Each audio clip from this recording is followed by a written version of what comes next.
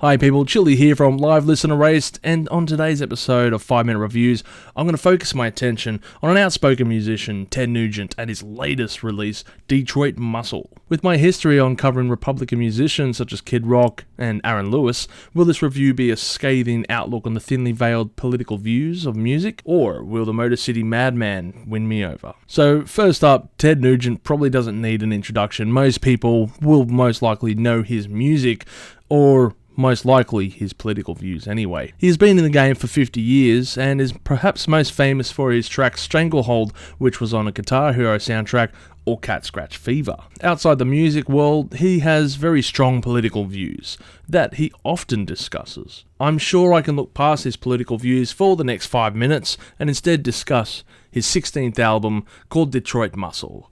So, let's get into this. Okay, we're going to kickstart this album with the title track, Detroit Muscle, which is 2 minutes of pure power riffage. The song details cars and famous bands in the Detroit area, and I gotta say, it's a pretty badass track. It's got great riffs and some solid bass lines to keep this tune in line. It's a great start to this album. The next track is called Come and Take It. Shit. Well, this was probably bound to happen. Guess I'll have to bite the bullet here.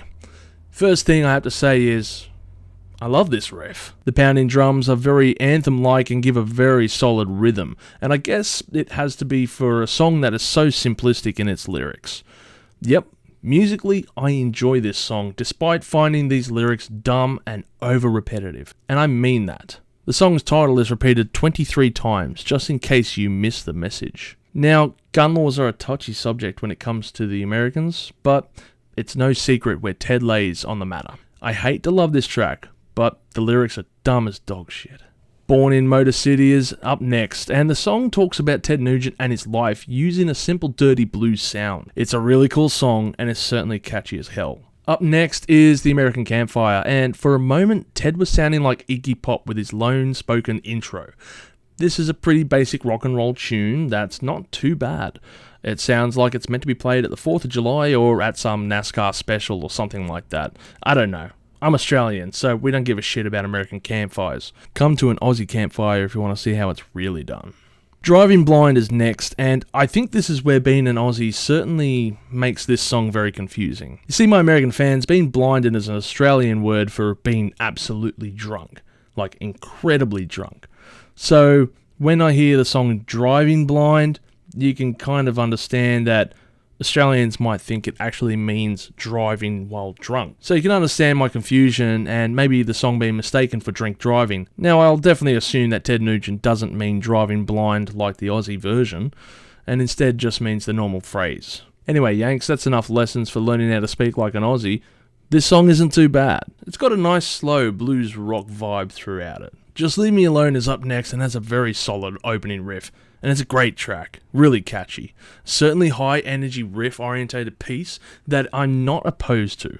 A very solid song. Alaska is next and is a bit bland. It's not a bad song, but it's not great either. It sits somewhere in the middle. The lyrics are a bit elusive, but I believe they could be relating to a hunting trip he did in 2012 in which Ted illegally killed some bear and was fined or some shit. I don't know. Maybe this song is a dig at not being able to shoot bears or something. Winter Spring Summerfall is the follow-up track and sees some great guitar work here. Nothing crazy or over the top, but instead very melodic. It's not bad for an instrumental piece, really. Leave the Lights On is next and is a slow piece. It's a fairly average coming home song lyrically and musically. It doesn't leave a real imprint, unfortunately. It's a yeah nah from me. Feedback Grindfire is the following track, and this song is one full of piss and vinegar. It certainly is a high-speed, hard rock track with long feedback, so the track has been geniusly named after this guitar effect. Yeah, one nice send-off. Star Spangled Banner is the last track, and what is it with Republican guitarists needing to record this song? Let's be honest here, and this track just doesn't need to be covered anymore. I get your patriotism, but Hendrix's version will never be outdone. It should have closed on the previous track, in my opinion. So, in the past, I've been rather negative when it comes to Red State musicians such as Kid Rock or Aaron Lewis. You can check out my reviews to see how I personally feel about those two musicians. But there is a difference here with Ted Nugent. You see, Ted Nugent is actually a great guitar player and knows how to write songs. Hell, he worked with Meatloaf on his album Free For All, and from what I understand, that's one of his better albums. Look, I'm not too big on his discography. I couldn't tell you his better albums. I've probably only heard Stranglehold, a couple of other songs, Cat Scratch Fever, and now this album. So this review will be much more positive, especially when the songs are not half bad. While Ted's voice is not the best in the rock scene, I would rather hear him while he is playing guitar than without. Let's not beat around the bush here. Ted's voice is average at best, but age has worked well with him, and it gives him a gravelly undertone in his vocal range, and it works really well. For most of the songs, the lyrics are fairly safe, nothing too crazy and certainly nothing to write home about, but with the exception of Come and Take It, of course. Another bonus to this album is the album's running time, which is just over 30 minutes, and in my opinion, is a perfect length. Sometimes you just gotta keep it simple. Now, this isn't a bad album by any means.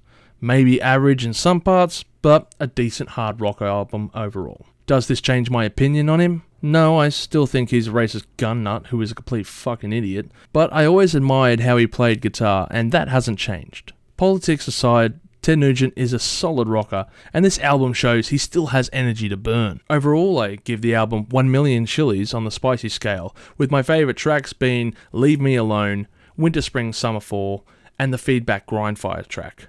Well, I hope you enjoyed this review, and remember to keep working hard to play hard. Stay spicy.